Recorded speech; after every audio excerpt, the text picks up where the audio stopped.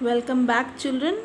Now let us do the second part of the poem A Boat Beneath a Sunny Sky. Long has paled that sunny sky, echoes fade and memories die. Autumn frosts have slain July. So now he's telling that it is a long time. He's remembering that earlier when the children were there, they were eager to hear the stories. So the poet remembers the happy times when the children were young, full of bubbling happiness, curiosity, eagerness to listen to the magical stories of the wonderland that the poet had created for them. He remembers their happy laughter and questions the happy time they had spent together. So here the echoes fade and memories die. Whose echo? The echoes of the children.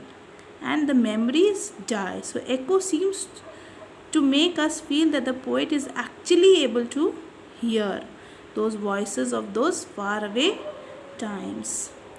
The memories of those enjoyable times with the children remain in the mind of the poet, and he refers to those here. That those echoes and memories of the children.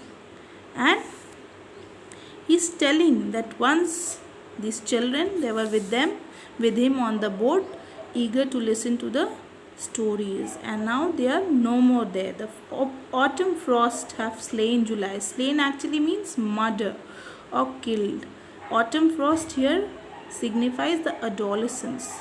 So those children, they have grown big, and the adolescence that has killed the childhood of the children, and they are no more there because they have to grow, they have to go to different place, they have to keep on moving past. So here the poet is remembering, and it stands for the passage of time as children move from childhood to adolescence, as they move away from their wonderland to adulthood.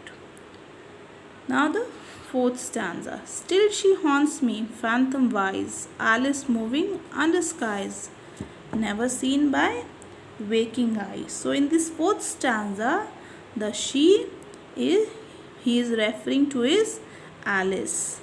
Alice, you remember about whom? Actually, this Alice Pleasance little, she was the girl who was an inspiration for Alice in Wonderland, like I told you in the beginning of the story. And this same Alice, he is telling, is no longer there.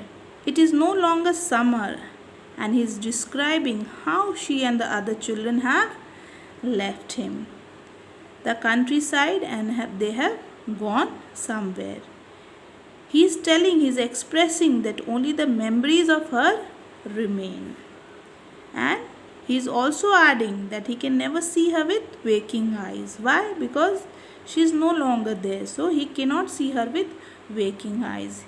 He can only see her when he is asleep. Okay. Children yet the tale to hear, eager eyes, unwilling ear, lovingly shall nestle near.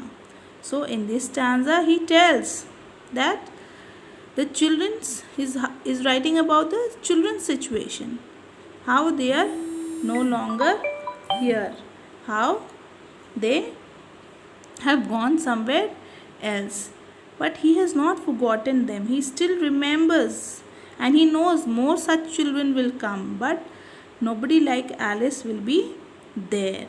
So, and he says that these children will still want to listen to those stories, because children are the same.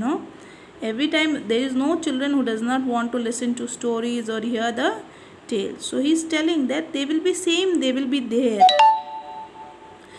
but he won't be able to see those children, Alice, again. So next part in the rest of the poem in the next part.